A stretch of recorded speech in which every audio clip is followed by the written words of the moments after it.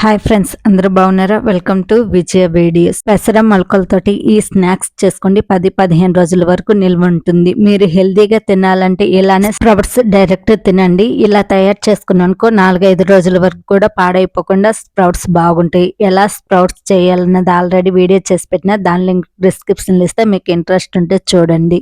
ఈ స్నాక్స్ చేయడానికి ఇలా రంధ్రాలు ఉన్న గిన్నె అయితే కంపల్సరీ కావాలి. ఇలా అడుగున రంధ్రాలు ఉండేదైనా, లేదంటే ఇలా అన్ని వైపుల రంధ్రాలు ఉండే గిన్నె తీసుకున్నా పర్లేదు. డీప్ ఫ్రైకి సరిపడా ఆయిల్ పెట్టుకొని ఇలా రంధ్రాలు ఉండే గిన్నెలు ఈ స్ప్రౌట్స్ వేసుకొని ఫ్రై చేసుకోవాలి. స్ప్రౌట్స్ కూడా తేమ లేకుండా ఒక 5-10 నిమిషాలు ఆరపెట్టుకొని ఆ తర్వాత ఫ్రై చేసుకుంటే త్వరగా ఫ్రై అవుతుంది. ఇవి ఫ్రై అవటానికి కూడా ఒక 10 నిమిషాలు అయితే టైం అయితే పడుతుంది. నిదానంగా ఫ్రై చేసుకోవాలి. అప్పుడే బాగా క్రంచీగా ఫ్రై అవుతాయి.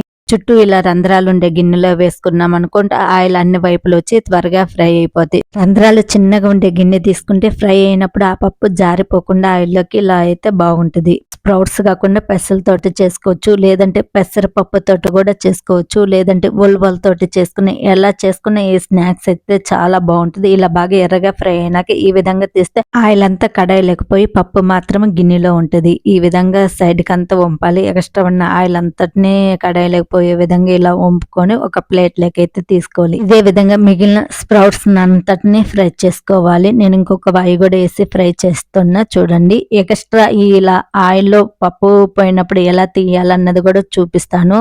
ఈ స్ప్రౌట్స్ ఫ్రై చేసినప్పుడు ఆయిల్ కాస్త ఎక్కువ అబ్జర్వ్ చేసినట్టు నాకైతే అనిపించింది. ఇలా ఎక్స్ట్రా ఉన్న ఆయిల్ అంతటిని కూడా రిమూవ్ చేసేసుకోవాలి. కడాయిలోకి వచ్చిన పప్పుని టీ వడకట్టి జాలి తీసుకుని దాంతో ఈ విధంగా ఈ పప్పుని అంతటిని కూడా తీసేసుకోవాలి. ఇలా తీసుకుంటే పప్పు ఈజీగా వచ్చేస్తుంది. చూడండి, ఇదే విధంగా నేను అంత స్ప్రౌట్స్ ని ఫ్రై చేసుకొని పెట్టుకున్నా. ఈ ఫ్రై చేసుకున్న పప్పుకి ఆయిల్ ఎక్కువగా అబ్జర్వ్ అయింది అని చెప్పాను కదా, ఆ ఎక్స్ట్రా ఉన్న ఆయిల్ అంతా ఇలా టిష్యూ పేపర్ తీసుకొని ఈ విధంగా ఒత్తుకుంటూ కలుపుతుంటే ఎక్స్ట్రా ఉన్న ఆయిల్ అంతా ఆ టిష్యూ పేపర్ అయితే అబ్జర్వ్ చేస్తుంది. నేను ఈ విధంగా అడుగునంతా సైడ్ పప్పునంతటిని ఇలా కలుపుకుంటూ ఆ ఎక్స్ట్రా ఉన్న ఆయిల్ అంతటిని అయితే తీసేసుకున్నా. 1-2 సార్లు ఇలా చేస్తే ఎక్స్ట్రా ఉన్న ఆయిల్ అంతా పోతుంది. ఇలా చేసుకున్నాక ఇప్పుడు ఈ పప్పుకైతే ఉప్పు కారం వేసుకోవాలి. మీ స్పైసీనెస్ బట్టి కారం అయితే వేసుకుని, నేను 1 టీ స్పూన్ కారం, 1/2 టీ స్పూన్ ఉప్పు వేసుకొని పప్పుకంతా బాగా పట్టేలాగా ఇలా అయితే వేస్తున్నాయి. ఈ విధంగా కలపండి. పప్పు అయితే చాలా క్రంచీగా బాగుంది. మనం మూంగ్ దాల్ షాప్ లో కొనుక్కుంటాం కదా, అలానే టేస్ట్ అయితే అనిపిస్తుంది.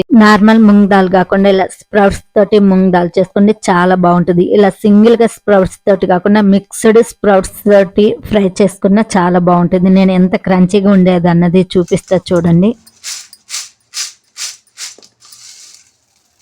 ఈ సౌండ్ బట్టే మీకు తెలుస్తుంది పప్పు ఎంత క్రంచిగా ఎంత బాగా వచ్చిందో. మీరు ఖచ్చితంగా ట్రై చేయండి. పిల్లలకి పెద్దలకి అందరికీ నచ్చుద్ది. బయట షాప్లో కొనే కంటే ఇలా మనం ఇంట్లోనే చేసి పెడితే కూడా ఇంకా చాలా మంచిది. మీకు ఈ వీడియో ఎలా అనిపించిందో నాకు కామెంట్ చేయండి. వీడియో నచ్చితే ప్లీజ్ లైక్ చేయండి. మీరు లైక్ చేయడం వల్ల ఈ వీడియో ఇంకొంతమందికి చేరి నాకు సపోర్ట్ చేసిన వాళ్ళు అవుతారు. అలాగే మీ ఫ్రెండ్స్ అండ్ ఫ్యామిలీ మెంబర్కి షేర్ చేయండి. మన ఛానల్ సబ్స్క్రైబ్ చేసుకుని పక్కనే ఉన్న బెల్ని యాక్టివేషన్ చేసుకోండి. నేను ఏ వీడియో చేసిన నోటిఫికేషన్ ద్వారా మీకు ముందే అందుద్ది. Thank you watching for this video.